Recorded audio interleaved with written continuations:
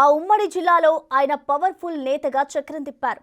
దశాబ్దం పాటు మంత్రిగా కొనసాగిన ఆయన ఆడిందే ఆట, పాడిందే పాట అన్నట్లు సాగింది. ఉమ్మడి జిల్లాలో ఉన్న పార్టీ ఎమ్మెల్యేలు అందరూ అతని మాట వినాల్సిందే. ఎందుకంటే గులాబీ బాస్కి అత్యంత సన్నిహితుడు ఆ నేత. ఇప్పుడు ఆయన్ని సొంత పార్టీలోని ద్వితీయ పార్టీ శ్రేణుల నేతలతో పాటు నియోజకవర్గ ప్రజలు కూడా పట్టించుకోవడం మానేశారట. ఆ మాజీ మంత్రి రోడ్డు మీదకు వచ్చినా చుట్టూ పట్టుమని 10 మంది కూడా కనిపించడం లేదట. 10 ఏళ్లు రాజసం వెలగబెట్టిన ఆ నేతశ్రీకి ఆ పరిస్థితి ఎందుకొచ్చింది? అసలు ఇంతకీ ఆ మాజీ మంత్రి ఎవరు?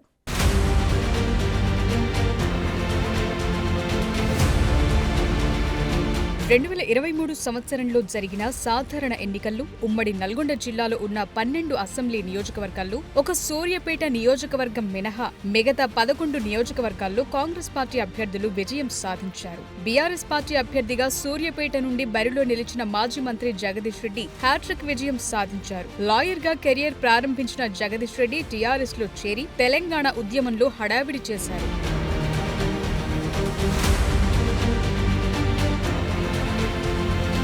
ఉమ్మడి రాష్ట్రంగా ఉన్నప్పుడు 2009లో హుజూర్ నగర్ శాసనసభ నియోజకవర్గం నుంచి గులాబీ పార్టీ అభ్యర్థిగా పోటీ చేసిన జగదీష్ రెడ్డి అప్పటి కాంగ్రెస్ మినిస్టర్ ఉత్తమ్ కుమార్ రెడ్డి చేతిలో పరాజయం పాలయ్యారు. ఇక అప్పటి నుంచి ఆయన హుజూర్ నగర్ వైపు చూడటమే మానేశారు. తరువాత టీఆర్ఎస్ రాష్ట్ర కార్యదర్శిగా, అధికార ప్రతినిధిగా, పొలిట్ బ్యూరో మెంబర్ గా కూడా పనిచేశారు. 2014లో జరిగిన ఎన్నికల్లో సూర్యాపేట శాసనసభ నియోజకవర్గం నుంచి మొదటిసారి ఎమ్మెల్యేగా విజయం సాధించారు.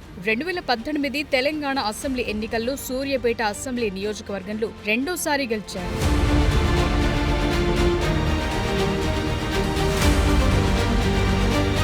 గులాబీ పార్టీ అధ్యక్షుడు కేసీఆర్ తో ఉన్న సాన్నిహిత్యంతో ఆయన 2 టర్మ్లు మంత్రిగా కొనసాగారు. గత ఎన్నికల్లో తిరిగి సూర్యాపేట నుంచి విజయం సాధించి హ్యాట్రిక్ కొట్టారు.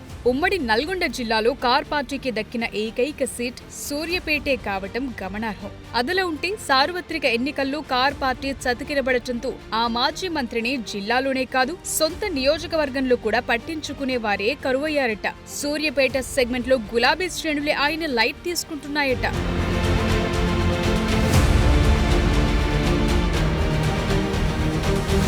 పార్టీ అధికారంలో ఉన్నప్పుడు అన్ని తానే అన్నట్లు వ్యవహరించిన జగదీష్ రెడ్డి ఇప్పుడు చేతిలో పవర్ లేకపోయేసరికి నియోజకవర్గ ప్రజలతో తనకేం సంబంధం లేదన్నట్లు వ్యవహరిస్తున్నారట.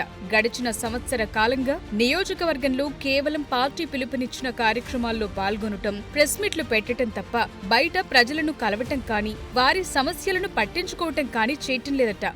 3 సార్లు గెలిపించిన తమ పట్ల ఆయన వ్యవహరిస్తున్న తీరుతో నియోజకవర్గంలో ఎమ్మెల్యేపై ఆగ్రహావేశాలు వ్యక్తమవుతున్నాయి. కుల సంఘాలకు భవనాలు నిర్మిస్తానని మాటలు చెప్పి శిలాఫలకాలు వేసి 10 ఏళ్లు వాటిని పట్టించుకోలేదని వివిధ కుల సంఘాల నేతలు ఆయనపై ఫైర్ అవుతున్నారు.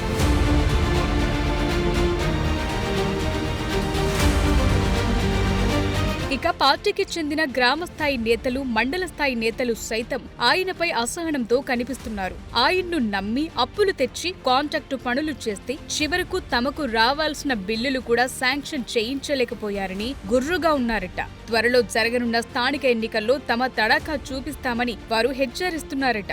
ఇక మరోవైపు కాంగ్రెస్ పార్టీ నియోజకవర్గ ఇన్ఛార్జిగా ఉన్న మాజీ మంత్రి దామోదర్ రెడ్డి ప్రభుత్వ సంక్షేమ పథకాలను ప్రజల్లోకి తీసుకుపోవడంతో పాటు ప్రభుత్వ కార్యక్రమాల్లో చురుగ్గా పాల్గొంటూ ప్రజలకు మరింత చేరువవుతున్నారు. దాంతో ప్రజలు ఆయన్ని తమ ఎమ్మెల్యేగా భావిస్తూ పనుల కోసం ఆయన దగ్గరికే వెళుతుండటం విశేషం. మరోవైపు జగదీష్ రెడ్డిపై అనేక అవినీతి ఆరోపణలు వస్తున్నాయి. మొత్తానికి సూర్యాపేటలో మాజీ మంత్రి జగదీష్ రెడ్డి డమ్మి ఎమ్మెల్యేగా మిగిలిపోయారన్న టాక్ వినిపిస్తోంది.